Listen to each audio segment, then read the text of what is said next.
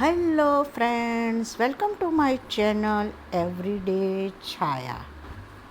આજે આપણે બનાવીશું વટાણા બટાકાનું શાક, જે આપણે એકદમ સૂકું બનાવીશું અને એક નવી જ સ્ટાઇલથી બનાવીશું, જે તમે લંચમાં, ડિનરમાં કે પછી ટિફિનમાં પેક કરીને લઈ જઈ શકો. તો ચાલો શરૂ કરીએ. તો આ માટે આપણે એક પેસ્ટ તૈયાર કરીશું. તો આપણે એક મિક્સર બાઉલ લઈ લઈશું, એમાં થોડા લીલા ધાણા ધોઈને ઉમેરી દઈશું. આપણે એમાં થોડા લસણની કળીઓ ઉમેરીશું, 1 થી 2 ઇંચ જેટલો આદુનો ટુકડો ઉમેરીશું. અને જે પ્રમાણે તમે મરચાં ખાતા હો એ પ્રમાણે તમે મરચાં ઉમેરશો. મારા મરચાં મોડા છે તેથી મેં થોડા વધારે ઉમેર્યા છે. અને એમાં થોડું પાણી ઉમેરી આપણે એની પેસ્ટ બનાવી લઈશું. તો આ રીતે આપણે એને પેસ્ટ તૈયાર કરી લઈશું. આ પેસ્ટને હવે આપણે એક બાઉલમાં ટ્રાન્સફર કરી લઈશું. પછી આપણે એમાં શેકેલા જીરાનો પાવડર, થોડો ધાણા જીરું અને થોડો એવો ગરમ મસાલો ઉમેરી અને એને ઢાંકી અને થોડી વાર માટે આપણે રવા દઈશું. આપણે એક બાઉલમાં થોડું પાણી લઈ અને એમાં 1 થી 2 ચમચી જેટલું મીઠું ઉમેરીશું અને એને હલાવી અને ઓગાળી લઈશું અને ઢાંકી અને થોડી વાર માટે રવા દઈશું. અહીં મેં 2 મીડિયમ સાઇઝના બટાકાને છોલી અને પાણીમાં મૂકી રાખ્યા હતા. હવે એના હું મોટા મોટા ટુકડા કરી લઈશ.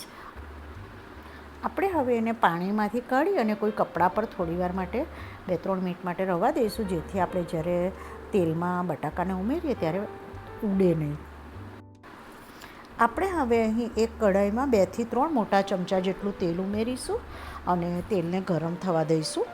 આપણું તેલ ગરમ થાય એટલે આપણે એમાં જે બટાકા કટ કરીને રાખ્યા હતા તે ઉમેરી દઈશું અને એને આપણે થોડું સાતળી લઈશું. હવે આપણે એમાં જે મીઠાવાળું પાણી કર્યું હતું તે એમાં 1 થી 2 ચમચી જેટલું ઉમેરી દઈશું. આવી રીતે બટાકામાં મીઠાવાળું પાણી એડ કરવાથી બટાકાનો ટેસ્ટ ખૂબ જ સરસ લાગશે. આપણે હવે એને થોડું હલાવી લઈશું અને ઢાંકી અને એને આપણે થવા દઈશું.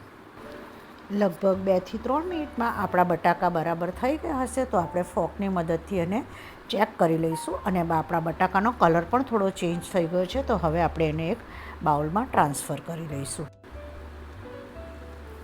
આપણે હવે સેમ તેલમાં એક મોટો બાઉલ જેટલા મેં વટાણા લીધા છે, એને આપણે ઉમેરી દઈશું. એમાં આપણે 1 થી 2 ચમચી જેટલું મીઠાવાળું પાણી ઉમેરી લઈશું. થોડું આપણે એને સાતળી લઈશું અને આપણે એને ઢાંકણ ઢાંકી અને થોડીવાર માટે થવા દઈશું. તમે બટાકાનું પ્રમાણ વધારે લઈ શકો. મેં અહીં વટાણાનું પ્રમાણ વધારે લીધું છે અને આપણા વટાણા થઈ જવા આવ્યા છે અને એમાંથી ઘણા વટાણામાંથી થોડા ફાટી પણ જશે. તો હવે આપણે એને એક બાઉલમાં ટ્રાન્સફર કરી લઈશું. આપણે અહીં 2 ટમાટર મેં દેશી લીધા છે અને હવે આપણે એને એમાંથી વચ્ચેનો ભાગ કાઢી નાખીશું અને એને આપણે ચોરસ એવા મોટા મોટા પીસ કરી લઈશું. દેશી ટમાટરનો ટેસ્ટ આમાં ખૂબ સરસ લાગે છે. તમે આમાં આમચૂર પાવડરનો પણ યુઝ કરી શકો. અહીં મેં એક મોટી ડુંગળીને ઝીણી ઝીણી સમારી અને તૈયાર કરી લીધી છે. આપણે હવે સેમ કઢાઈ કે જેમાં થોડું તેલ બચ્યું હતું તેમાં જ આપણે તેલ ગરમ થાય એટલે થોડું જીરું અને હિંગ ઉમેરી અને સમારેલી ડુંગળી ઉમેરી એને સારી રીતે આપણે સાતળી લઈશું.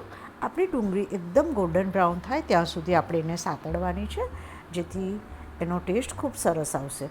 હવે આપણે જે પેસ્ટ કરીને તૈયાર રાખી હતી તે આપણે એમાં ઉમેરી દઈશું અને જ્યાં સુધી તેલ એમાંથી છૂટું ના પડે ત્યાં સુધી આપણે એને થવા દઈશું.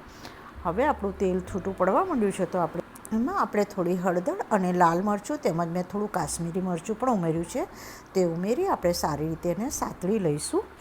અને એ સતળાઈ જાય પ્રોપર એટલે આપણે એમાં જે વટાણા બટાકા આપણે તૈયાર કરીને રાખ્યા હતા તે આપણે ઉમેરી લઈશું અને એને સારી રીતે મિક્સ કરી લઈશું.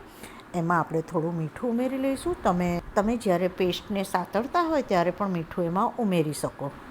આપણે હવે એમાં કટ કરેલા ટમાટરને ઉમેરી દઈશું અને હાઈ ફ્લેમ પર આપણે લગભગ એને 1-8 મિનિટ સુધી કરી લઈશું. આપણે ટામેટાને બહુ ચડવા નથી દેવાના. આ શાકમાં ટામેટાનો જે ક્રન્ચી ટેસ્ટ આવશે તે ખૂબ સરસ લાગશે. તો લગભગ 1-8 2 મિનિટમાં આપણું શાક એકદમ રેડી છે. આપણા શાકનો કલર પણ એકદમ સરસ છે. વટાણા એકદમ ગ્રીન ગ્રીન લાગે છે.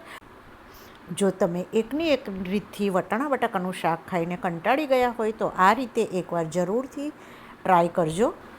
તમે એને રોટલી કે પરાઠા સાથે એન્જોય કરી શકો. Thank you for watching my channel. અને જો તમને મારી રેસિપીઓ ગમતી હોય તો પ્લીઝ સબસ્ક્રાઈબ માય ચેનલ.